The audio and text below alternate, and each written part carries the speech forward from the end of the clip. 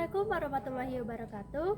Halo semuanya, perkenalkan nama saya Lintang Putri Ramadhani dengan NIM 2310404004 Fakultas Ekonomi Bisnis Islam Institut Agama Islam Negeri Kerinci dengan Prodi Manajemen Bisnis Syariah Lokal A semester 4. Nah, pernahkah kalian mendengar istilah koperasi? Kata ini mungkin sudah tidak asing di telinga kita.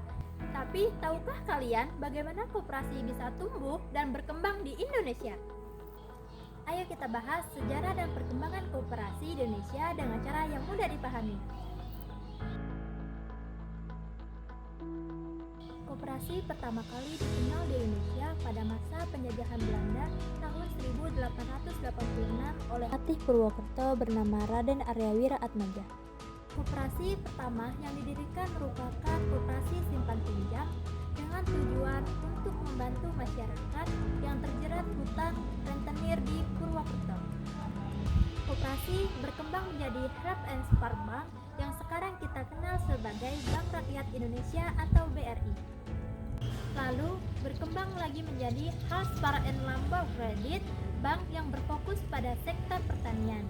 Perjalanan koperasi di Indonesia tentunya tidak selalu berjalan dengan baik.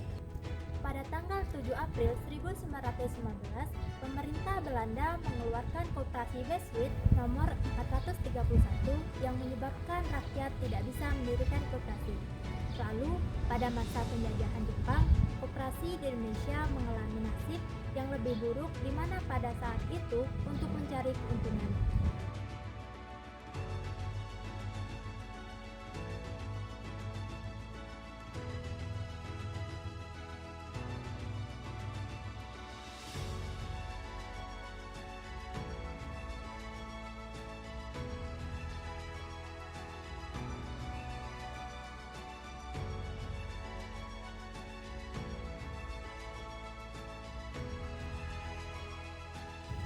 Setelah kemerdekaan, barulah koperasi mengalami perkembangan yang jauh lebih baik.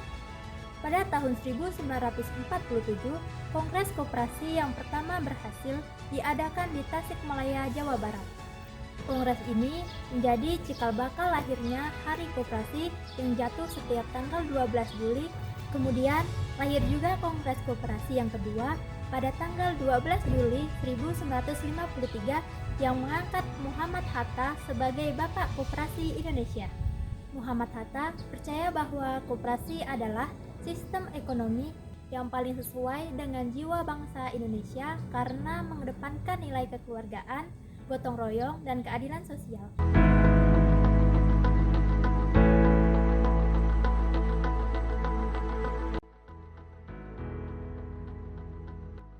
Setelah Indonesia merdeka, koperasi mendapat dukungan penuh dari pemerintah. Bahkan, dalam Undang-Undang Dasar 1945, Pasal 33 disebutkan bahwa perekonomian disusun sebagai usaha bersama berdasarkan atas asas kekeluargaan. Inilah dasar hukum sekaligus semangat utama pengembangan koperasi di Indonesia. Pada dekade-dekade berikutnya, koperasi berkembang dalam berbagai bentuk, yang terdiri dari koperasi konsumen, koperasi produsen, koperasi simpan pinjam, koperasi pemasaran, dan koperasi jasa. Namun, perkembangan koperasi tidak selalu mulus. Pada masa Orde Baru, koperasi memang digalakkan, tapi tidak jarang keberadaannya dijadikan alat politik atau formalitas belaka. Banyak koperasi yang terbentuk hanya di atas kertas dan tidak berjalan secara sehat. Meski begitu, semangat koperasi terus bertahan di era reformasi dan digital saat ini. Koperasi kembali mendapat perhatian.